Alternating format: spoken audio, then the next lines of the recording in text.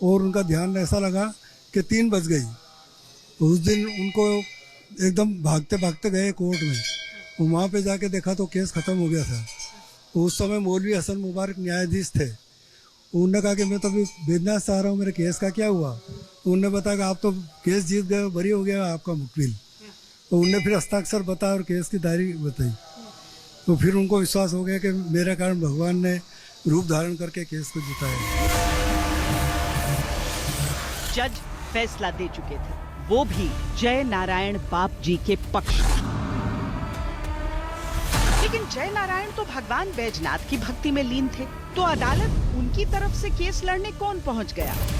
किसने उनके रूप में पैरवी की? कोर्ट फाइल में किसने उनके हस्ताक्षर कर दिए? क्या भक्त का नुकसान न हो इसीलिए खुद भगवान आकर मुकदमा लड़ गए?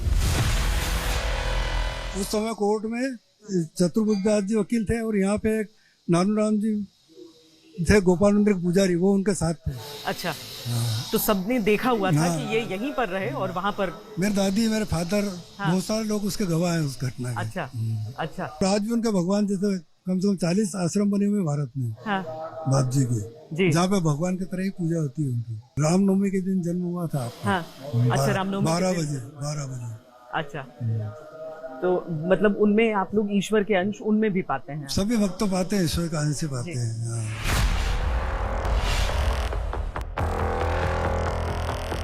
ये सुनने में ही असंभव लगेगा, ये बातें आपको पूरी कल्पना लगेंगी और आप कहेंगे कि ये तो अविश्वसनीय है। हमने भी कहा और इसीलिए सोचा कि अगर केस वाकई लड़ा गया है तो कोर्ट रूम भी होगा और केस अगर जीता गया है तो दस्तखत वाले दस्तावेज भी होंगे। आज की दुनिया में सब साक्ष्य ढूंढते हैं। अब हम एक ऐसा साक्ष्य आपको दिखाते हैं जो अकाट्य है। ये अंग्रेजों के समय में न्यायालय का परिसर था, न्यायालय के कक्ष यहाँ पर थे। आज नगर निगम का दफ्तर यहाँ से चलता है, लेकिन एक कक्ष को उस दौर की याद के साथ यहाँ पर आज भी रखा गया है। ये है न्यायालय कक्ष क्रम 5 और इसमें अगर आप ऊपर देखेंगे तो श्री जय नारायण जी उपाध्याय छोटे बाप जी पैरवी कक्ष इस पर लिखा है। अब इसके बारे में हम आपको बताते हैं। यहाँ आम न्यायालय, आम दफ्तर से अलग बात यह है कि बाहर ही आपने देखा होगा लिखा है कि आप कक्ष में जाएं तो अपने जूते चप्पल उतार कर जाएं। तो जूते चप्पल उतार कर और फिर हम दाखिल हो रहे हैं क्योंकि ये जगह पूजनीय है। ये एक ऐसा कक्ष जहां पर पैरवी होती थी और कोई आम पैरवी नहीं, बल्कि यहां जो पैरवी हुई थी ये वही पैरवी है जिसकी कहानी हम आपको दिखा रहे हैं, जिसका मंदिर हम आपको दिखा रहे हैं। हमारे संवाददाता प्रमोद कारपेंटर यहाँ पर हैं, सालों से यहाँ पर कवरेज कर रहे हैं और ये जो बाकी लोगों के लिए एक अविश्वसनीय कहानी है, आप लोगों के लिए एक अद्भुत सच है। क्या होता था इस कक्ष में? देखिए, ये हम मान सकते हैं कि भगवान का साक्षात यहाँ भगवान आए थे, तो हम तो ये मानते हैं कि ये कक्ष जो है भगवान के रूप का साक्षात मंदिर है और यहाँ पर भगवान आए थे। जो जय नारायण जी बाप जी हैं उनका रूप लेकर यहाँ आए और उन्होंने यहाँ पर पैरवी की थी। प्रमोद, ये जो दस्तखत यहाँ पर लगा है जो चेयर के ठीक पीछे, ये दस्तखत किसके माने जाते हैं? नहीं, देखिए, जब यहाँ पर पैरवी हुई थी और जब यहाँ भगवान आए थे पैरवी करने के लिए, तो जब यहाँ पैरवी होने के बाद हस्ताक्षर होते हैं वो भगवान ने यहाँ हस्ताक्षर किए थे। और ये जो दस्तखत लगे, मान्यता है या ये ब्रिटिश दस्तावेज में शामिल? नहीं, ये बिल्कुल दस्तावेज में। और जो ग्वालियर स्टेट है वहाँ आज भी इसकी फाइल है और वहाँ आज भी भगवान के हस्ताक्षर के रूप में एक फाइल मौजूद है। अब ये नगर निगम का कार्यालय है? जी, यहाँ पर अभी कुछ महीने पहले तक कोर्ट लगती थी, न्यायालय लगता था, मगर अब न्यायालय नई बिल्डिंग में शिफ्ट हो गया, मगर यहाँ अभी नगर पालिका लगती है। और इस कक्ष को चूंकि यहाँ पैरवी हुई थी इसलिए धरोहर के रूप में रखा हुआ है। हमारी पूरी बिल्डिंग में आप नगर निगम का दफ्तर देखेंगे, उनका कार्यालय देखेंगे, लेकिन एक ये हिस्सा छोड़ दिया गया है और लोग यहाँ पर आ सकते हैं अभी या अभी नहीं, आगे का? नहीं, बिल्कुल यहाँ लोग आते हैं जो भगवान के प्रति भक्ति रखते हैं और जो श्रद्धा रखते हैं, यहाँ इस चीज़ को देखना चाहते हैं साक्षात रूप में कि भगवान यहाँ कैसे आए थे, वो आते हैं यहाँ दर्शन करने के लिए और ये हमेशा खुला रहता है। जय नारायण बाप जी अदालत में हुए प्रकरण के बाद फिर कभी घर नहीं लौटे। अदालत से सीधे वो अपने गुरु के आश्रम चले गए और आजीवन अपना समय भगवान बैजनाथ की पूजा में बिताया।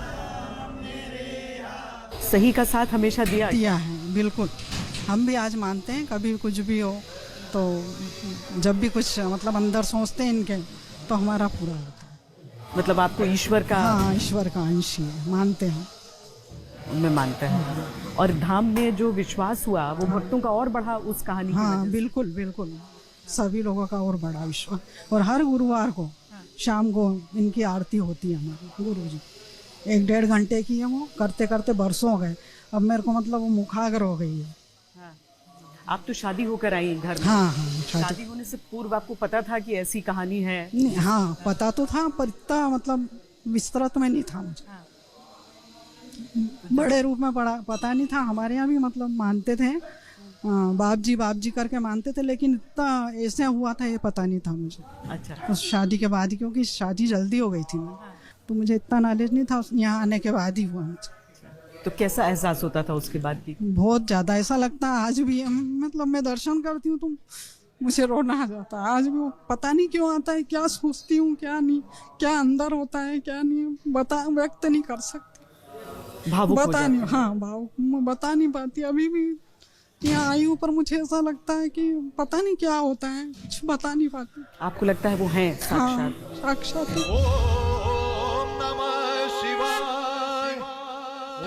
नर से नारायण बन गए जय नारायण। बाबा बैजनाथ मंदिर भगवान के साथ भक्त की पूजा की अद्भुत मिसाल बन गया।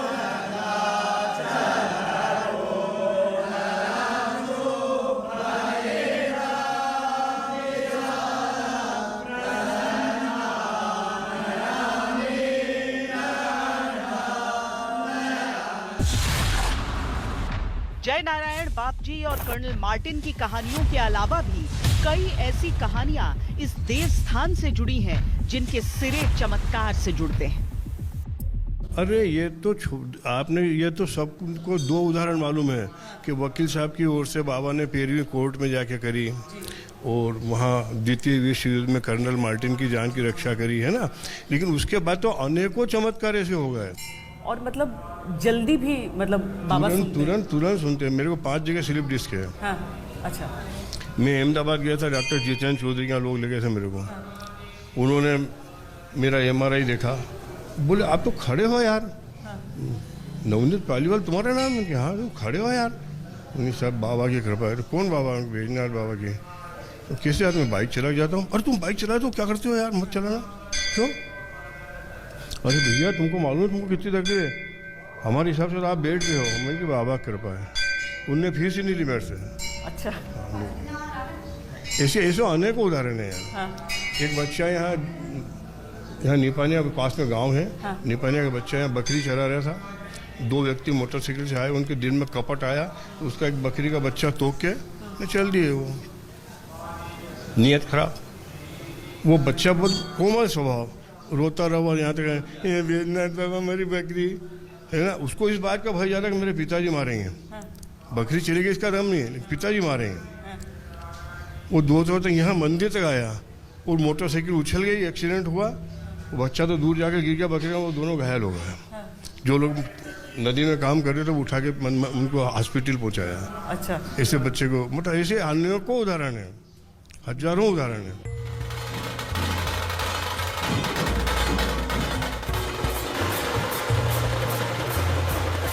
पिछले 36 वर्षों से हर साल श्रावण मास के अंतिम सोमवार को बाबा बैजनाथ महादेव की शाही सवारी पूरे धूमधाम से निकलती है, जिसमें लाखों की संख्या में श्रद्धालु उमड़ते हैं। लेकिन जिस तरह इस यात्रा की तैयारियां की जाती हैं, वो अपने आप में आस्था के प्रति समर्पण की अद्भुत कहानी है। वर्षों से ये परंपरा चली आ रही कि राजाधिराज बम बैजनाथ महादेव बाबा की शाही सवारी में पधारने वाले भक्तों की भोजन प्रसादी का भंडारा किया जाता है, और 1 लाख श्रद्धालुओं के लगभग यहाँ भोजन प्रसादी ग्रहण करते हैं। यह परंपरा सन 1978 से चली आ रही है, और लगातार सवारी में श्रद्धालुओं की संख्या दिनों दिन निरंतर बढ़ती जा रही है। बैजनाथ महादेव की सवारी का पूरा प्रबंध जिला कलेक्टर की निगरानी में होता है, और सवारी निकलने से पहले नगराधिपति के रूप में प्रशासन की ओर से बैजनाथ महादेव को गार्ड ऑफ ऑनर भी दिया जाता है। दूर दूर से आए भक्तों के लिए ये कभी ना भुला पाने वाला क्षण होता है।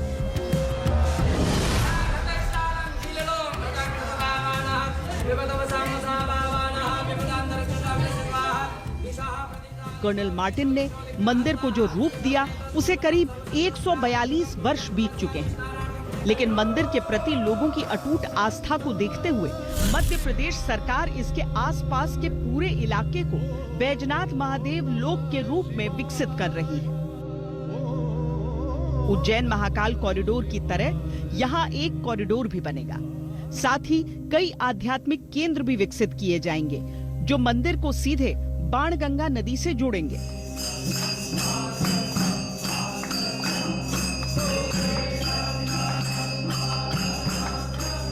बैजनाथ महादेव मंदिर के प्रति श्रद्धालुओं की आस्थाएं अनंत हैं और ऐसा सिर्फ सुनी सुनाई बातों तक ही सीमित नहीं है, बल्कि लोग अपने अद्भुत अनुभव भी बांटते हैं।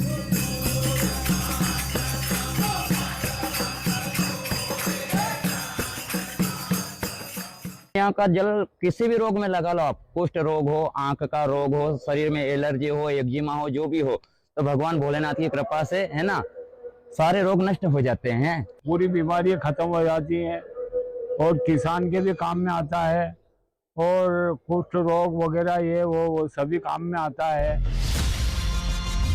ऐसे तमाम किस्से हैं जिनकी वजह से बाबा बैजनाथ मंदिर में लोगों की आस्था और श्रद्धा बढ़ती गई और इसी के साथ मंदिर की मान्यता भी बढ़ती गई।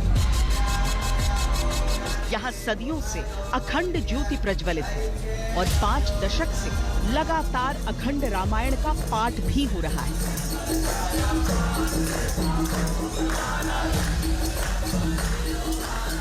यहाँ सन 74 से अखंड रामायण पारायण चल रही है। 75 से यहाँ श्री रामचरितमानस यज्ञ का आयोजन भव्य होता आ रहा है, जिसकी महाशिवरात्रि पर बड़े श्रद्धालुओं के साथ में असंख्य रुद्र देवताओं के साथ में यहाँ उसकी पूर्णाहुति अनुष्ठान वगैरह होता है। बैजनाथ महादेव अपने आप में एक साक्षात स्वरूप भगवान का विद्यमान है। बहुत अच्छा लगता है यहाँ पर आके और बैजनाथ बाबा बहुत दयालु है, बहुत अच्छा लगता है, दर्शन करते हैं हम, बहुत अच्छा लगता। कभी आते ही नहीं ना तो इतना बुरा लगता है कि अब चले बस। हाँ, बहुत अच्छा लगता है यहाँ पर। भक्तों का अटूट विश्वास है कि कोई अदृश्य शक्ति है जिसका उन्हें मंदिर परिसर में प्रवेश करते ही तत्काल अनुभव होता है। बैजनाथ भगवान का रोज श्रृंगार करने वाले मनीष से हम मिले तो उनका दावा था कि उन्होंने अपनी आंखों से भक्तों के साथ चमत्कार होते हुए देखा है। मैं लगभग 2-3 घंटे नित्य यहाँ पर रहता हूँ। भगवान के विभिन्न प्रकार के श्रृंगार हमने यहाँ पे किए हैं। बाबा के 12 ज्योतिर्लिंगों का भी हमने यहाँ पर दर्शन कराने का प्रयास करा है। साथ ही जिस प्रकार से शिवरात्रि या शिव महापुराण में जिस प्रकार के भगवान के अलग अलग स्वांग होते हैं, अलग अलग रूप हैं, उनके अवतार हैं, उनको भी यहाँ पर श्रृंगार के माध्यम से दिखाने का प्रयास किया है। साथ ही यहाँ पर आसपास की क्षेत्र की जनता लगभग समझ लिए महीना भर सावन का जब होता है तो पूर्ण रूप से 24 घंटे यहाँ पर भजन कीर्तन चलते रहते हैं। लोग उपासना करते हैं, अलग अलग प्रकार के रुद्राभिषेक वगैरह हैं, निरंतर चलते हैं। पृथ्वी पर वैसे तो 12 ज्योतिर्लिंग ही हैं, लेकिन भक्तों की मान्यता है कि ये स्थान 13वें ज्योतिर्लिंग की तरह पवित्र है। लोगों की मन की मुरादें पूरी होती गईं और बाबा बैजनाथ की महिमा बढ़ती गई। तमाम श्रद्धालु मंदिर के शिवलिंग को 13वें ज्योतिर्लिंग की तरह मानते हैं और पूजते हैं। 12 ज्योतिर्लिंग, 12 ज्योतिर्लिंग के दर्शन करके आओ, जितनी तृप्ति यहाँ महसूस होती है यहाँ अकेले बैजनाथ बाबा के यहाँ होती है। 12 ज्योतिर्लिंगों का सार लिए हुए 13वां ज्योतिर्लिंग है ये। भगवान भोलेनाथ इसलिए हमारे बैजनाथ महादेव को बड़े दयालु कहते हैं। सभी बोलते हैं कि बाबा बैजनाथ बड़े दयालु हैं और वास्तव में दयालु ही हैं। 12 ज्योतिर्लिंग में जाते हैं अपन, कहीं पे भी जाएं आप, भारत में कहीं पे भी किसी भी दर्शनार्थी के लिए जाएं, दर्शन करने के लिए जाएं, लेकिन जो शांति और जो व्यवस्था के मामले में और जो भोले बाबा का चमत्कार है वो साक्षात यहाँ होता है। मैं भी गया हूँ कि 12 ज्योतिर्लिंग में दर्शन किए हैं मैंने। तिरुपति बालाजी भी जाता हूँ, द्वारकाधीश भी जाता हूँ, लेकिन जो भक्त वहाँ के यहाँ आते हैं दर्शन करने के लिए, उनको अपने आप में एक अनुभूति होती है कि भगवान भोलेनाथ यहाँ साक्षात विद्यमान है। सनातन मान्यताओं में महादेव के 12 ज्योतिर्लिंगों का बड़ा महत्व है। माना जाता है कि अगर कोई सनातनी अपने संपूर्ण जीवन काल में ये दर्शन नहीं करता तो इस संसार में उसका आध्यात्मिक जीवन अपूर्ण माना जाता है। लेकिन जो कर लेता है वो मोक्ष प्राप्त करके शिव में विलीन हो जाता है। ज्योतिर का मतलब होता है प्रकाश। जो प्रकाशक स्वरूप हो उसे हम ज्योति कहते हैं। और लिंग भगवान शिव से उल्लेख है, इसलिए ज्योतिर्लिंग। तो हमारे भारतवर्ष में 12 ज्योतिर्लिंग हैं। अगर हम इसको एक और व्याख्या कर सकते हैं कि हमारे यहाँ 12 महीने होते हैं हिंदी के हिसाब से भी, तो अगर इस परिप्रेक्ष्य में माने तो 12 शिवरात्रियां होती हैं, जिसमें एक महाशिवरात्रि और 11 शिवरात्रियां होती हैं। तो इस परिप्रेक्ष्य में देखें तो जो 12 ज्योतिर्लिंग हमारे यहाँ है, ये मानव जाति के कल्याण के लिए ज्योति स्वरूप में जहाँ भगवान प्रकट हुए हैं, वही ज्योति स्वरूप को ज्योतिर्लिंग हम कहते हैं। और 12 ज्योतिर्लिंग पर अगर आप जाते हैं, दर्शन करते हैं, पूजन करते हैं, तो अनेक जन्म कृतम पापम दर्शनेन विनश्यति। आपके अनेक जन्मांतर के जो नाना प्रकार के जन्मों के जो कृत पाप हैं, वो सब ज्योतिर्लिंग के स्थान पर पैर रखते उनका दर्शन करने से ही दूर हो जाते हैं। यहाँ ये भी समझना बहुत जरूरी है कि ज्योतिर्लिंग और शिवलिंग में क्या अंतर माना जाता है। ज्योतिर्लिंग वो होते हैं जिनमें भगवान शिव का स्वयं प्रकटीकरण प्रकाश रूप में माना गया है, और ये संसार में केवल 12 हैं और ये जहां है वहीं स्थापित रहेंगे। शिवलिंग लाखों करोड़ों हो सकते हैं और ये 2 प्रकार के होते हैं, एक मानव निर्मित, दूसरे स्वयंभू। ज्योतिर्लिंग केवल भगवान शिव के रूप हैं, जबकि शिवलिंग में माता पार्वती के साथ भगवान शंकर को आदि अनादि एकल रूप में देखा जाता है, यानी उसमें दोनों रूप समाहित होते हैं। बैजनाथ महादेव में शिवशंकर स्वयंभू रूप में विराजमान हैं। ये बहुत ही प्राचीन शिवलिंग यहाँ पर धीरे धीरे फिर वक्त बढ़ता गया और भक्तों ने अपनी सामर्थ्य अनुरूप यहाँ पर निर्माण करवाते रहे वो, लेकिन इसका शिखर, उसके ठीक नीचे विराजमान महादेव और सामने नंदी जी, ये सब बहुत प्राचीन रूप में यहाँ पर मौजूद रहे हैं। लेकिन और क्या क्या यहाँ पर, पंडित जी अगर इधर आ जाइए आप, तो और भी मूर्तियाँ हम यहाँ पर देख रहे हैं, साथ में देख रहे हैं अखंड ज्योति को जी। क्या है कि प्राचीन काल से जब लाइटें नहीं थी, उस टाइम तो भगवान के मंदिरों में ज्योति चलती थी। उस टाइम से यहाँ एक अखंड ज्योत प्रारंभ है, और मंदिर में एक प्राचीन मूर्तियाँ जो लगी हुई है पुराने, उसके हिसाब से देखा जाए जिधर माता जी की मूर्ति विराजमान है, सामने गौरी शंकर और पूरा परिवार की जो मूर्ति लगी हुई है, उस मूर्ति में आप देखेंगे कि मतलब बाई जांग पे जो माता जी को विराजमान करके, क्योंकि वो वाली मूर्ति बहुत कम देखने को मिलती है, फोटो में अधिकतर देखने को मिलती है। तो यहाँ हिसाब से, पुराने हिसाब से जो बना हुआ है, बहुत प्राचीन। और आप देख रहे होंगे शिखर जो इसका बना हुआ है, इस शिखर का एक अलग ही स्वरूप, ये एक अब श्री यंत्र में दिखेगा आपको, इसका प्रभाव भी दिखेगा। अगर आप मंदिर के अंदर निश्चिंत काल से अगर 2 से 2.5 घंटे अगर बैठते हैं सलंग, तो निश्चिंत आपको उसका प्रभाव तुरंत दिखता है। अच्छा। ये यहाँ का विशेष ये रहता है, क्योंकि श्री यंत्र हम देखते हैं कि छोटे में निर्मित तो रहता है, पर ये पूरा शिखर रूप में निर्मित, शिखर रूप में निर्मित, इसका एक विशेष ही है, ये बहुत कम लोग जानते हैं हिसाब से। और इसके अंदर बैठने का श्री यंत्र के मतलब, जैसे आप श्री यंत्र की पूजा करते हो जिसका प्रभाव सीधा चलता, इसी प्रकार यहाँ भी इसी का प्रभाव सीधा चलता। आप अगर मंदिर में अगर अंदर योग लगा और अगर 2-2.5 घंटे अगर बैठते हैं, पूजा पाठ करते हैं, तो उसका आपको सीधा प्रभाव दिखेगा इसमें।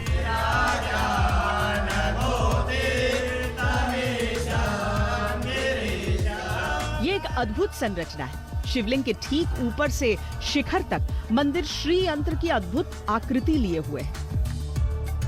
वेदों के अनुसार श्री यंत्र में 33 कोटि देवी देवताओं का वास होता है, और अगर विधिवत श्री यंत्र की पूजा की जाए तो मन की मनोकामनाएं पूरी होती हैं। दरअसल श्री यंत्र हिंदू तंत्र का एक हिस्सा है, इसे श्री चक्र भी कहा जाता है। मूलतः माता लक्ष्मी को प्रसन्न करने के लिए श्री यंत्र की स्थापना की जाती है।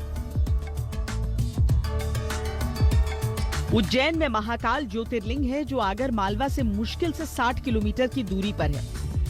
इसके अलावा आगर मालवा क्षेत्र में ही भगवान बैजनाथ के अलावा सोमेश्वर महादेव और नीलकंठेश्वर महादेव के सुप्रसिद्ध मंदिर भी हैं। इस वजह से इस पूरे क्षेत्र को आध्यात्मिक दृष्टि से जागृत माना जाता है। जागृत जगह है ये, चूंकि ये बहुत जागृत हो चमत्कार स्थान है। आए दिन भक्तों के साथ चमत्कार होते रहते हैं। हम जहाँ रहते हैं तो भक्त भी खुद बताते हैं कि ऐसे ऐसे बाबा ने हमारी चमत्कार की। अभी कुछ 2-1 महीने पहले कुछ महाराष्ट्र के कुछ यात्री आए थे दर्शनार्थी, वो बगलामुखी वगैरह सब कुछ दर्शन करने गए। वहाँ के बाद यहाँ लौटे, किसी ने ट्रैफिक पुलिस वाले ने बताया कि एक स्थान यहाँ भी, आप यहाँ भी दर्शन करके जाइए। वो बहुत परेशान थे, गंभीर बीमारी से पीड़ित थे और आर्थिक स्थिति से बहुत तंगी में चल रहे थे। उन्होंने जाते जाते दर्शन किए और एक मन्नत मांगी कि ऐसे ऐसे बाबा मेरा कार्य है और मैं हो जाएगा, दोबारा आऊँगा। 8 दिन बाद ही उनका ऐसा कार्य हो गया। तो दुबल 8 दिन बाद वो आए और उन्होंने बताया कि 8 दिन पहले हमने मन्नत मांगी थी और वो पूर्ण हो गई। ऐसे ही बाबा बैजनाथ के यहाँ पीछे स्वास्तिक बनाने की परंपरा है। महिलाओं जिनको पुत्र नहीं होते पूजन पाठ करती है और गोबर या कंकु से स्वास्तिक बनाती है और मनोकामना पूर्ण होती है। और यह चैत्र बैसाख में यहाँ बहुत बच्चों के मान का कार्यक्रम उतरता रहता है, भीड़ भाड़ रहती है और बहुत कार्यक्रम होते रहते हैं। तो कहा जा सकता है कि क्योंकि एक लंबा क्षेत्र यहाँ देख लें तो 2 ज्योतिर्लिंग और महाकाल की नगरी उज्जैन बगल में, और यहाँ पर भी एक जागृत भूमि। कहते हैं उज्जैन महाकाल के बाद एक दूसरा बड़ा स्थान यह है हमारे आगर जिले में बगलामुखी बैजनाथ महादेव मंदिर। और इसी मंदिर के आसपास बहुत सारे छोटे शिवालय हैं। 12 भगवान का मंदिर है जो 9वीं शताब्दी से हमारे पास की नदी आव नदी से मूर्ति निकली थी। गणेश मंदिर है, 12 भगवान है। हिंगलाज माता का मंदिर है, 1000 ईस्वी पूर्व यहाँ सती हुई थी उसका ओटला है।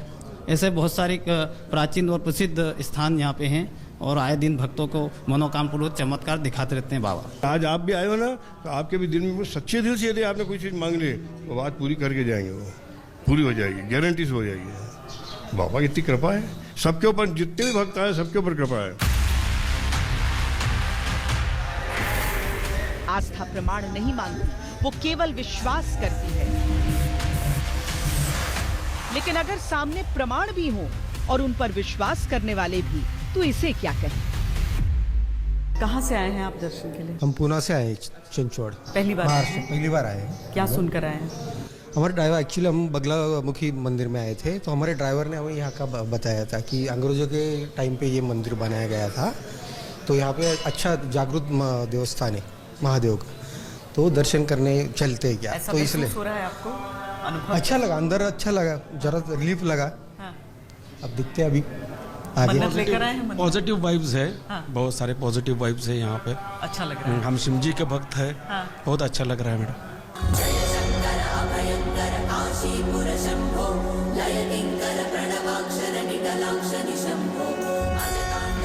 भगवान बैजनाथ की भक्तों के बीच ऐसी मान्यता है कि वो ये सोचकर यहाँ दर्शनों को आते हैं कि उनकी मनोकामना जल्द ही पूरी हो जाएगी। आमतौर पर लोगों की आस्था का प्रमुख कारण पौराणिक मान्यताएं या पूर्व में घटित हुई चमत्कारिक घटनाओं की कहानियां होती हैं, जो एक पीढ़ी से दूसरी पीढ़ी तक पहुंच जाती हैं। लेकिन ये हमने पहला ऐसा स्थान देखा जहां लोगों का दावा है कि खुद अनुभव करो और तब विश्वास करो।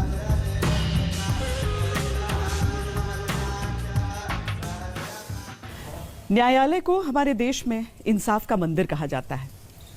मंदिर ये भी है, इंसाफ का भी और आज आस्था का भी। अद्भुत, अविश्वसनीय, अकल्पनीय में अभी के लिए इतना ही। प्रबोध कारपेंटर और हितेश कुमार और योगेंद्र सिंह के साथ मुझे दीजिए इजाजत। देश और दुनिया की बाकी खबरों के लिए आप देखते रहिए आज तक।